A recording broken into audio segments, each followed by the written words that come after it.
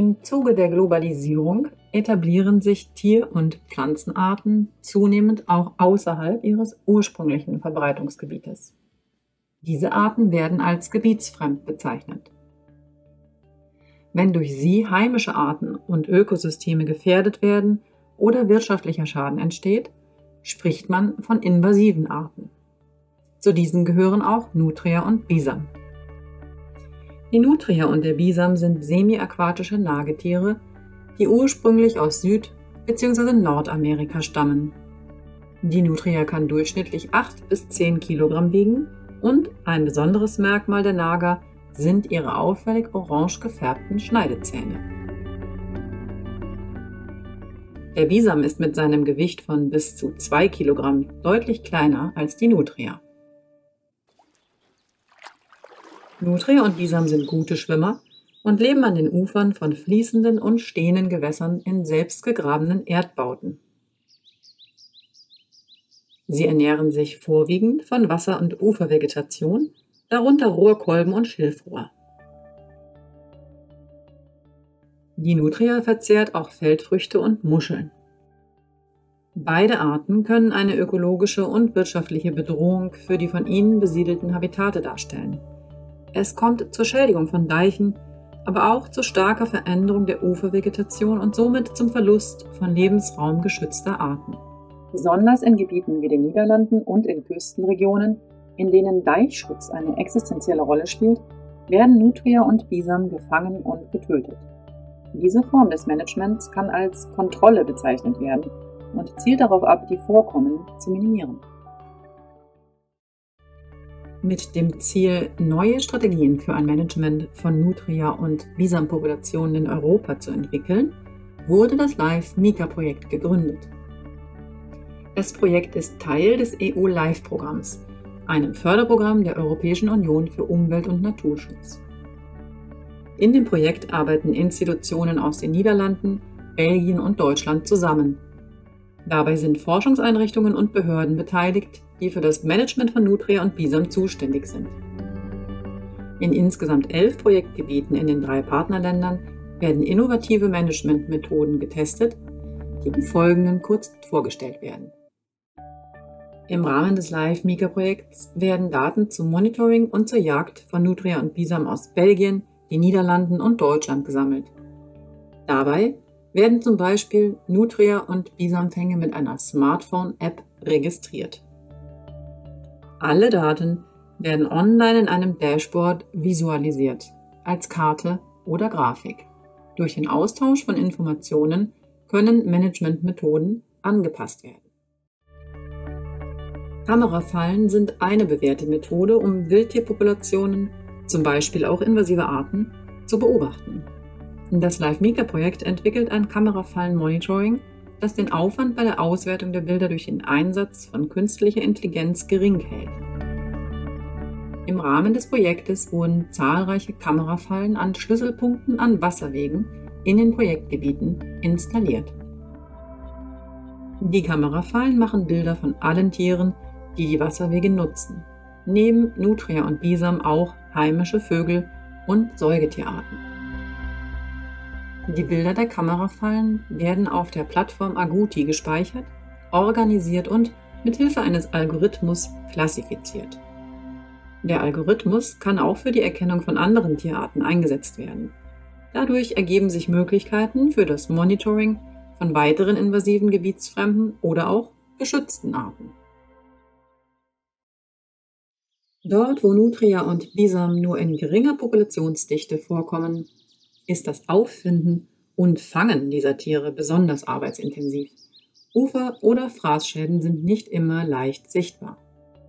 Im LIFE-MICA-Projekt wird eine Methode entwickelt, mit der Bisame anhand der Analyse von DNA-Spuren im Wasser aufgespürt werden können. Denn semiaquatische Arten hinterlassen im Wasser genetische Spuren durch abgeschilferte Hautzellen, Urin oder Kot. Im Rahmen des Projekts wurde ein Gerät zur automatisierten Entnahme von Wasserproben, ein sogenannter DNA-Autosampler, entwickelt. Der DNA-Autosampler kann vom Boot oder von Land aus benutzt werden. Die Wasserproben werden im Labor als Sammelproben über eine Strecke von 5 Kilometer Wasserweg untersucht. Falls eine 5 Kilometer Strecke eines Wasserwegs positiv auf Bisam-DNA getestet wird, kann sie in 1 Kilometer und schließlich 100 Meter lange Unterabschnitte eingeteilt werden, um die Lokalisation des Bisams besser eingrenzen zu können. Danach werden die Bisamfänger in dem entsprechenden Abschnitt durch gezielte Fangaktionen aktiv. Wenn invasive Arten in einer Region nachgewiesen wurden, ist es für ein effizientes Management relevant zu wissen, wo Migration oder Zuwanderungsrouten der Tiere verlaufen. Dadurch können Managementmaßnahmen so ausgerichtet werden, dass eine Wiederbesiedlung der betroffenen Gebiete reduziert oder sogar verhindert wird. Eine DNA-Kartierung erlaubt durch Analyse von Verwandtschaftsbeziehungen zwischen Populationen das Nachvollziehen von Wanderrouten. Im Live-Mika-Projekt wurden im Rahmen des niederländischen Bisam-Managements in den Regionen Friesland und Umgebung Schwänze von erlegten Tieren gesammelt. Aus Proben der Bisamschwänze wurden DNA-Profile der Tiere erstellt, miteinander verglichen und Verwandtschaftsbeziehungen zwischen den Populationen kartiert. Anhand der identifizierten Beziehungen der friesländischen Bisumpopulation zu den Populationen der umliegenden Provinzen konnten Regionen identifiziert werden, über die die Tiere vermutlich nach Friesland einwandern. Lebendfallen stellen ein wichtiges Instrument für die Kontrolle der Nutria- und Bisampopulation dar. Allerdings teilen Nutria und Bisam ihren Lebensraum mit geschützten Tierarten, wie dem Fischotter oder dem Biber.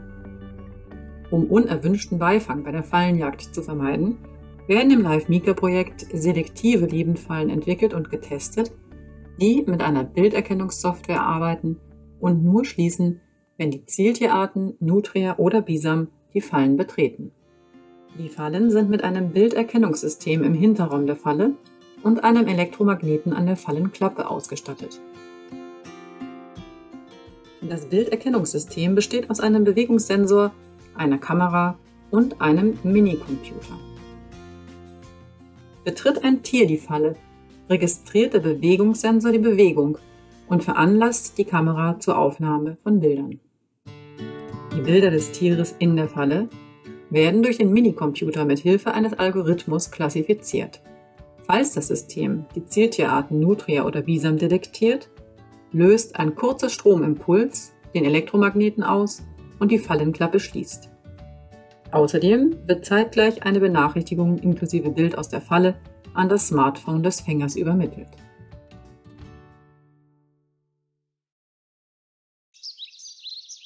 Mit zunehmender Ausbreitung von Nutria und Bisam geraten auch die Schadwirkungen dieser Tiere in den Fokus. Beide Arten ernähren sich hauptsächlich von Wasser- und Ufervegetation und schädigen dadurch unter anderem Rohrkolben und Schilfrohr. Röhrichte bilden den Lebensraum zahlreicher Tierarten. Viele Vögel, Fische und Insekten sind auf Röhrichtpflanzen angewiesen. Im Rahmen des Mika-Projekts werden die Auswirkungen von Nutria und Bisam auf die Artenvielfalt untersucht. Dafür werden in den Projektgebieten mehrmals jährlich Kartierungen von Sumpf- und Wasservegetation, Vogelbeständen und Libellen durchgeführt und mit Daten zum Vorkommen von Nutria und Bisam, wie zum Beispiel Jagdstatistiken und Kamerafallenmonitoring, verglichen. Die Chance, ein länderübergreifendes Management für invasive Arten am Beispiel von Nutria und Bisam zu entwickeln, ist einzigartig.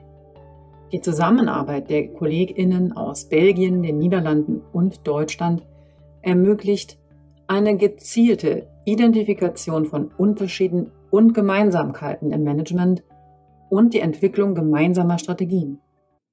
Ein wesentlicher Punkt wird die zukünftige Erfassung und der Austausch von Monitoring-Daten invasiver gebietsfremder Arten sein. Die Implementierung der genannten Monitoring-Methoden in den Projektgebieten sollte über die Projektlaufzeit hinaus fortgeführt und für weitere Gebiete anwendbar gemacht werden, wobei eine wissenschaftliche Begleitung gewährleistet sein sollte. Schließlich wird eine stetige Öffentlichkeitsarbeit und Transparenz notwendig sein, um alle beteiligten Akteure zu informieren und Managementmaßnahmen weiterzuentwickeln.